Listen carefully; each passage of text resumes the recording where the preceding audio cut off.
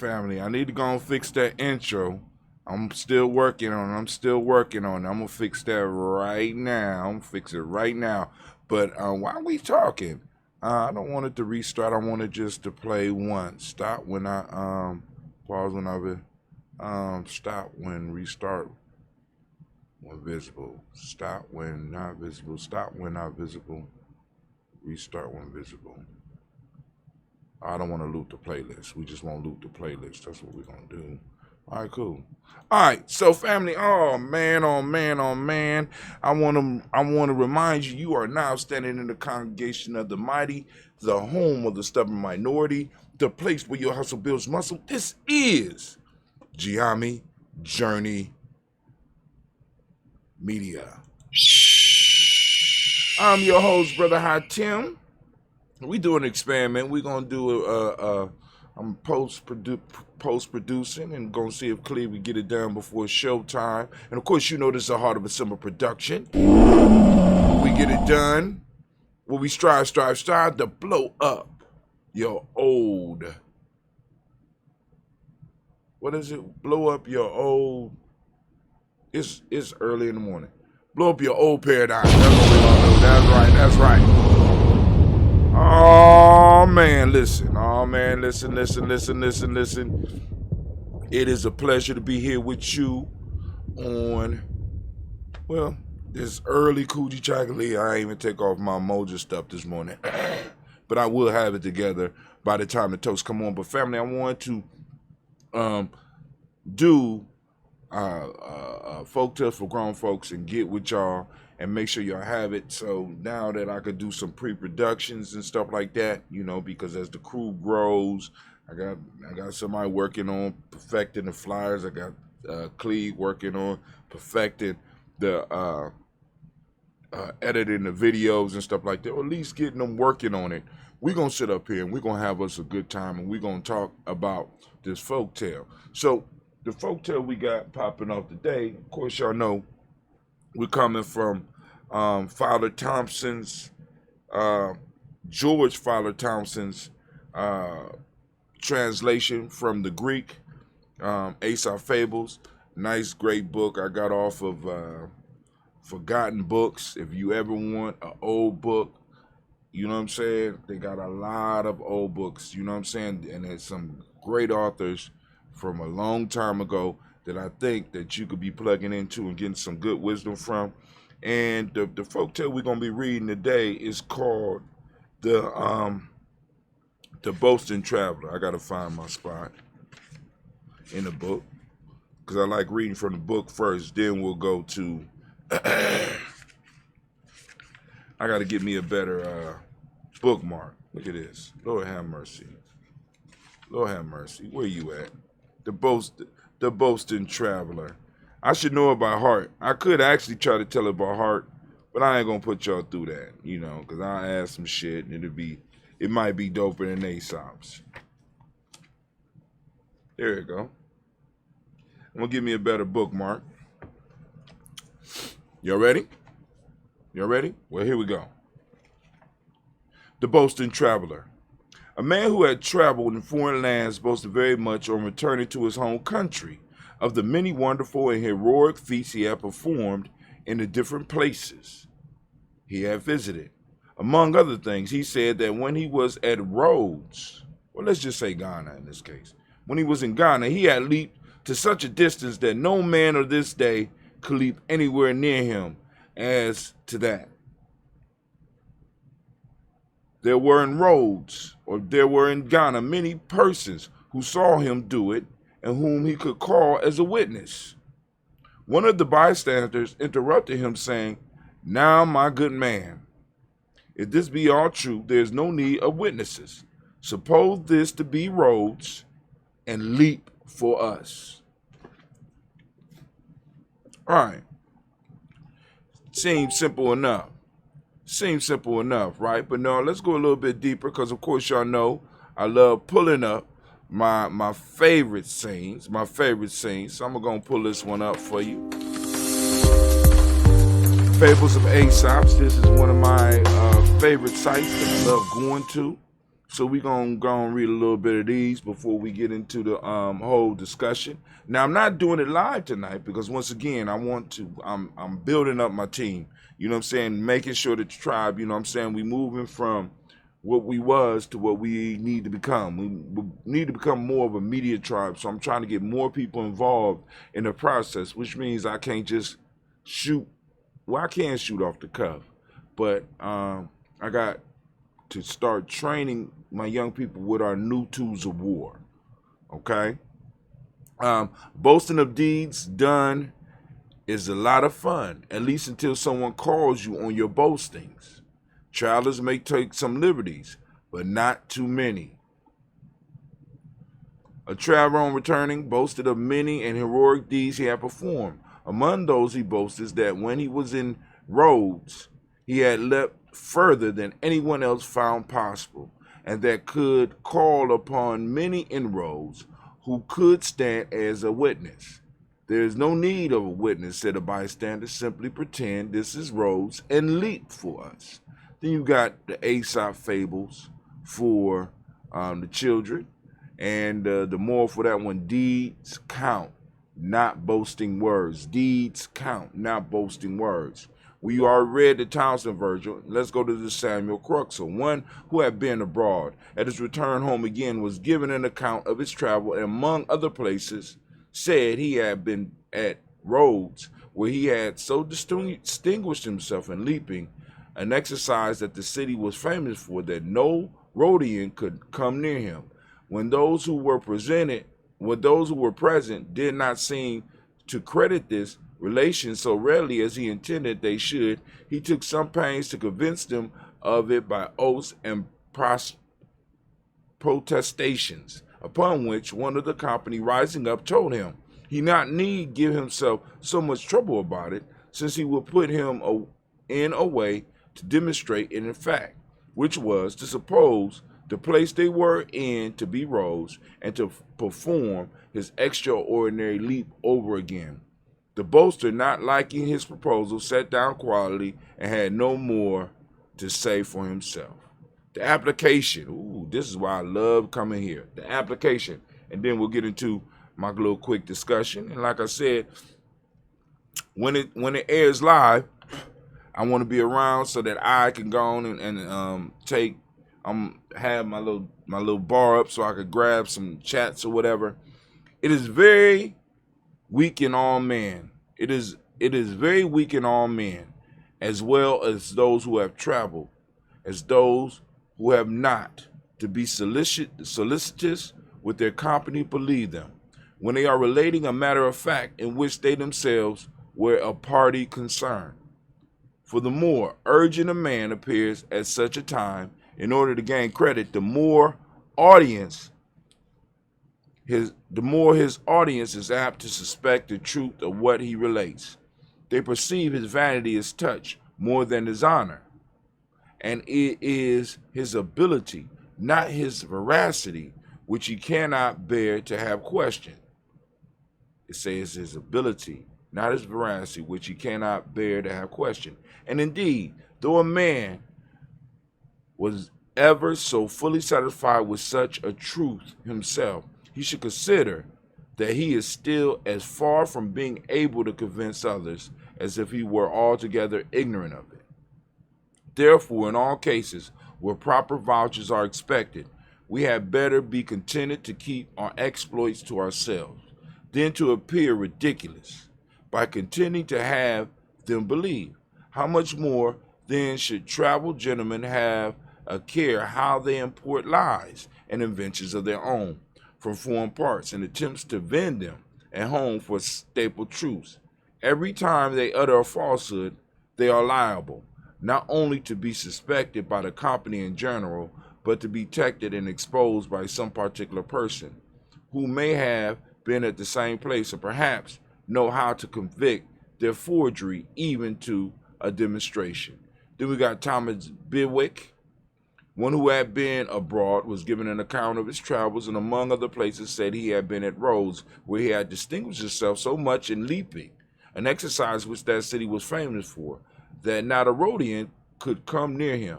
When those who were present did not seem to credit his relation so readily as he intended they should, he took some pains to convince them of it by oaths and protestations, upon which one of the company told him he need not give himself so much trouble about it, since he would put him in a way to demonstrate the fact, which was to suppose that the place they were in to be rose, and to perform his extraordinary leap over again.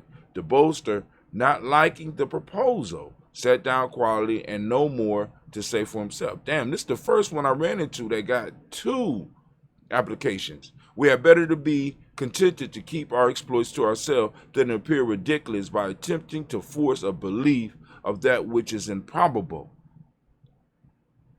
Wow. And traveled gentlemen should have a care how they import falsehoods and inventions of their own from foreign parts, and attempt to vend them at home for staple truth. It cannot be strongly impressed upon the mind that a lie is upon all occasions degrading to the person who utters it. A lie, let's read that again. That a lie is upon all occasions degrading to the person who utters it, and should be most scrupulously avoided, not only on account of its baseness, but because it is impossible to foresee in how many troubles it may involve him who passes it off. It will not always receive credit as it is ever liable to detection.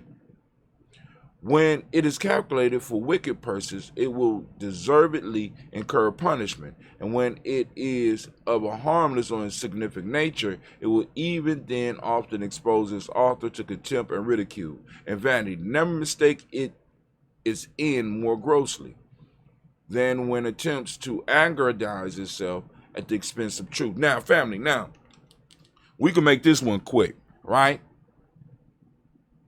We all run into people, and sometimes we might do it ourselves, might expand upon the truth, especially when you don't have witnesses to your deeds, right? We have people that come to our community and expand on the truth of how they really gonna serve us as a community. We have people that come into our community and expand on the truth of how they gonna serve us economically. We have people that come into our lives that expand the truth of how they gonna serve us, but the best proof is in the doing, right? Don't be sitting around listening to a motherfucking story about how he gonna treat you. Don't be listening to a person's story about how they gonna do you. You know what I'm saying? The proof is in the doing. And especially these motherfuckers that come with this gravitas. They come with this false knowing, and they want to impress on you their expertise at something. All you got to do is ask for the proof. You know what I'm saying? And not only ask for the proof, because you get shit nowadays. You get certificates off the line or off of the internet and all this stuff. Show me what you can do. I want you to pretend that this place right here is the place where you made your bones, and I want you to demonstrate your skill. We cannot continue to allow people to come into our presence that are not standing on my eye, that is not standing on our principles, and rise to a position of leadership, rise to a position of power. We show us what you can do. If you did all those great things over there, right? Demonstrate. You know what I'm saying? No, you don't need to call them and certify. You know what I'm saying? What you're talking about is something very simple, something that you can do right now. Give me a demonstration of your skill. Now, but family, this is where we have to expand on the folktale, because some shit a person can do real quick, right? So we have to be on top of those individuals that want to be in our community talking about all the great things they done did. We got to make sure that they are consistent with it. Because you was able to break the record over there, right? And you was able to do a small thing over here. I want to make sure I got to stay on top of you. One of my younger brothers often say, one of my younger, wiser brothers, because in many cases he acted as an older brother for me. He says, you have to inspect what you expect. You have to inspect what you expect. And I learned, and this is crazy because this is something that I experienced in the military. Right? In the military, they have what they call inspections, where they come through and they look at how they want things and they inspect the troops. It happens on the field. It happens in the barracks. You know what I'm saying? It happens on the ground. Somebody is always going around. As a matter of fact, they got a position called the Inspector General. I don't know if he's the general of all inspectors, but there is individuals to make sure that shit is working in the way they need to be, that they are going around inspecting so that they could catch individuals. Because you could go into me and be like, oh man, my barracks is the best. My soldiers are together. They're clean and they're ready for battle. Okay, we're going to come around. We're going to expect.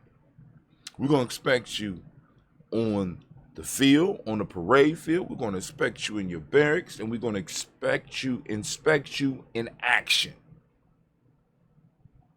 Family, long gone are the days when motherfuckers come in and just brag about what they do. Now, this is especially important because I'm going to say this as a young man coming up, and probably as a young lady.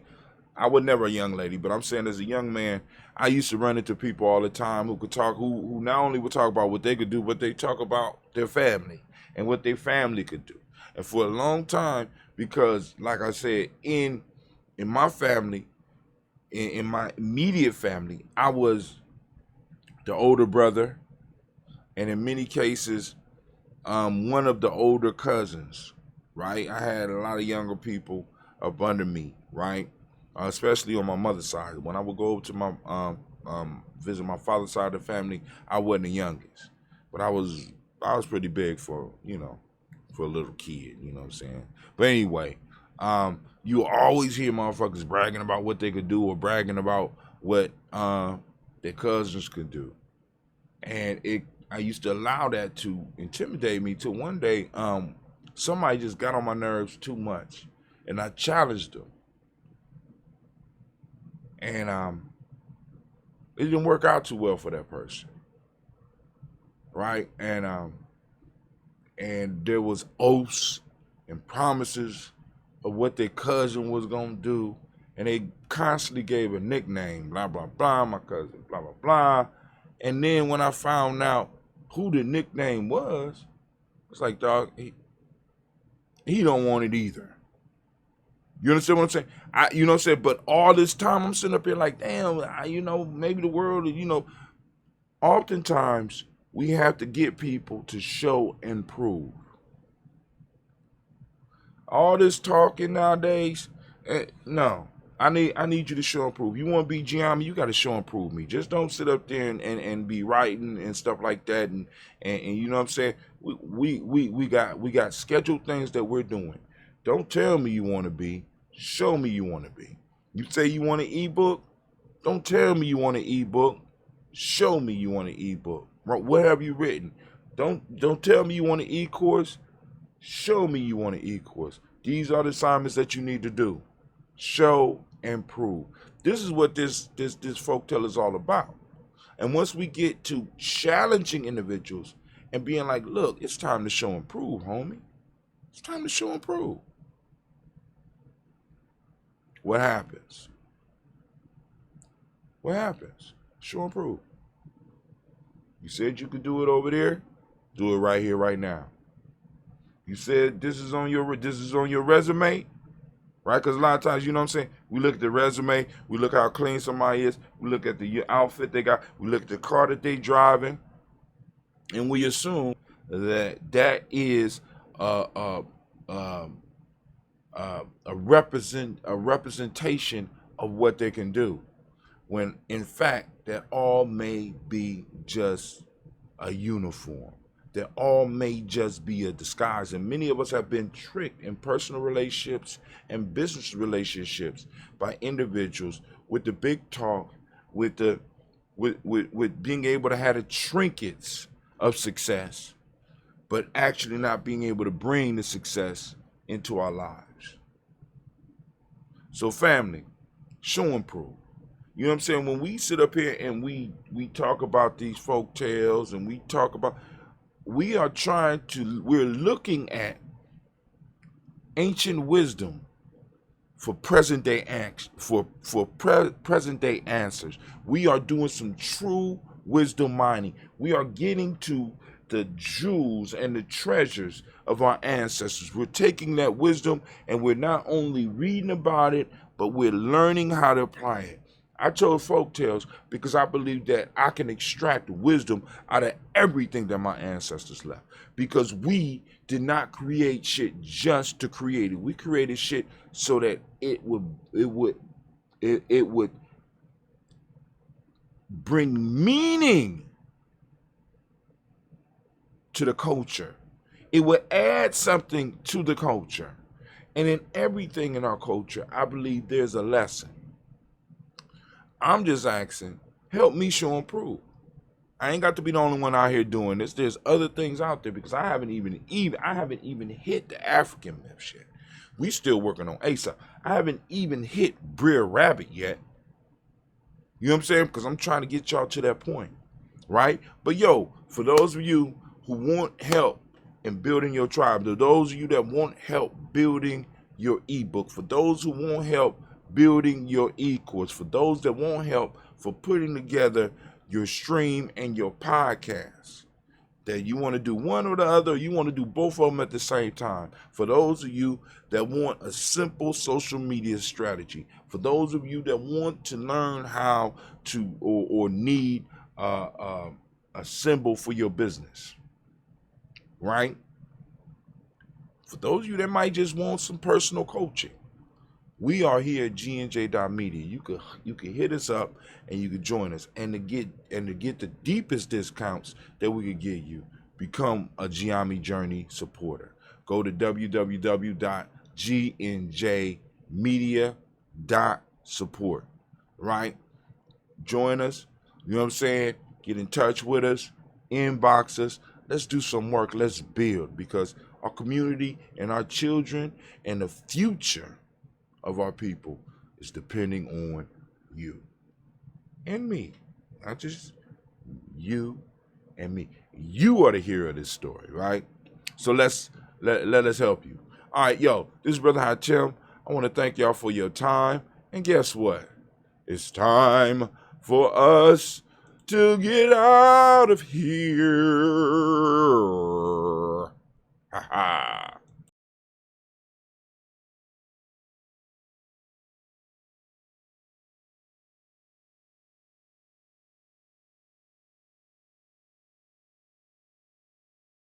Watch the next video.